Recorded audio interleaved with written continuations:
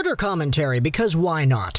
I said in the previous video that I was only going to record one video the night before, but then I thought about it and I was like, that's a topic. That is a short bit of a topic right there to make a nice commentary about. So let's talk about the Vancouver Canucks. Now, full disclosure, we're going to be doing a pre-game hype stream. If you know what these are 1-hour streams that we do before Canucks games where we just hang out, we talk, we play some video games, and we chat what's going on with the Canucks. It's the prelude to the actual game because I don't want to stream myself watching the Canucks game because I'm a very passionate fan. Also, my folks, family, they're very big Canucks fans too. And I would rather watch the game with them than watch it online in my room isolated. Sure, it's fun watching with all of you. That's great, but you know, nothing beats watching puck with the family. So I'm going to be streaming before the Canucks game. After the Canucks game, we'll make another video like we did yesterday. So stay tuned for that, I guess. But, you know, I wanted to talk about Brock Boeser and just how good he was yesterday.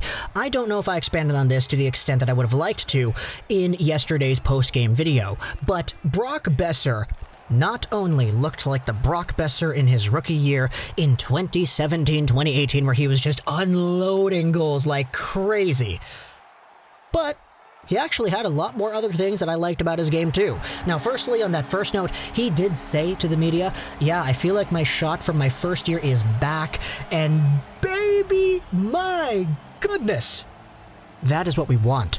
That is what we want, eh? Oh my gosh, I still remember the memories, bro. Grade 12, senior year of high school, there is this brand new rookie on the Canucks. Just every other game he came out here, he just absolutely ripped it.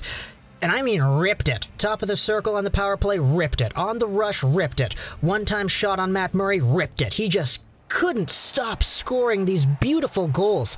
And over time, Boeser has gotten to a point where, after a few wrist injuries, after a few back injuries, he was at a point where he developed a lot more playmaking in his game. He started finding himself in the dirty areas, getting more assists, and getting more garbage goals out in front, where he would just bat in rebounds. The shot would show itself off once in a while, but not in the same way like it did last night.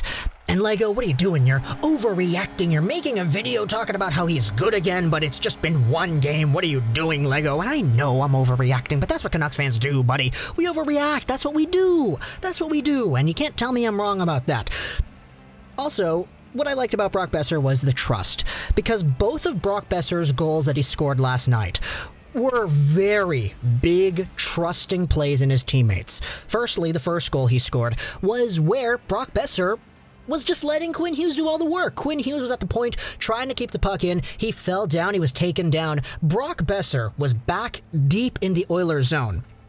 And he saw this play unfolding, and he was like, you know, I could skate back. I could back check, exit the zone, and try to be in a good position defensively.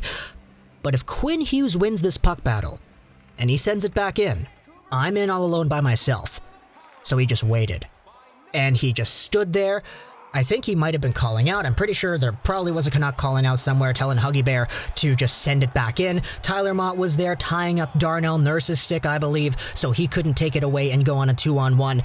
But Hughes does it. He backhands it in deep into the zone. Boeser is the only one there, and all of a sudden it's 1-on-1 against the goalie. He shows off the shot, he grips it and rips it, and it's in. He's got a goal. And then the next play, where he scores. Also, magnificent wrist shot. Bro, this is the Boeser of old right here. The Boeser of his rookie season 3 years ago. The Boeser of Christmas past. He takes a pass from Elias Pettersson that's off the mark. And you don't have to tell me it's off the mark. It goes off the boards and it bounces in front to Boeser. But what Boeser does right here, after Pettersson throws the pass up forward, is that he recognizes that Petey kind of had a plan. Boeser knows that the pass is coming, and instead of doing the premature play where somebody might look at it and see, oh crap, that puck is coming behind me, I'm gonna turn around and like try to get it on the backhand and then try to turn around and go back forward again while keeping my momentum. Nah, bro. Boeser's like, oh, the pass is coming behind me. Petey's intention was to go off the boards, okay. He lets it go off the boards, he receives it, picks it off cleanly, might I add.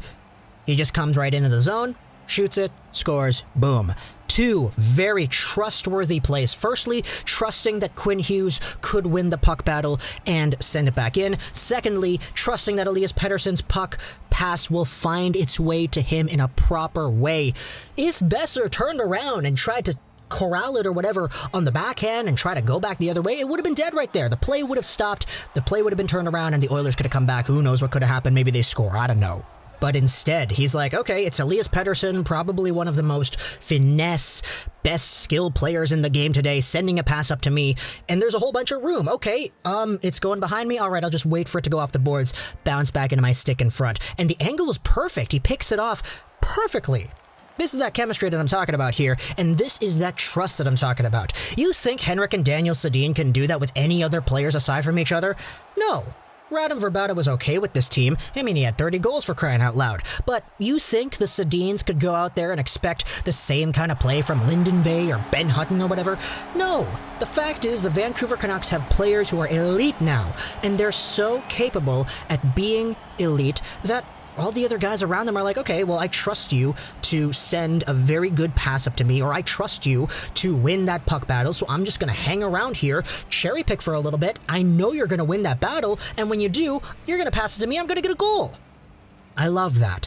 And I can't believe that I'm making a 6-minute commentary here just talking about 2 individual goals and one aspect of those goals that makes them so special to me. I think that's kind of why everybody can tell that I'm a big Canucks fan #1. No matter what happens with the Habs or the Red Wings or whatever, I still love these teams, but the Canucks, buddy, there's so much to talk about with this team. So many layers to the onion, you know, that encompass everything that there is to see about this hockey team.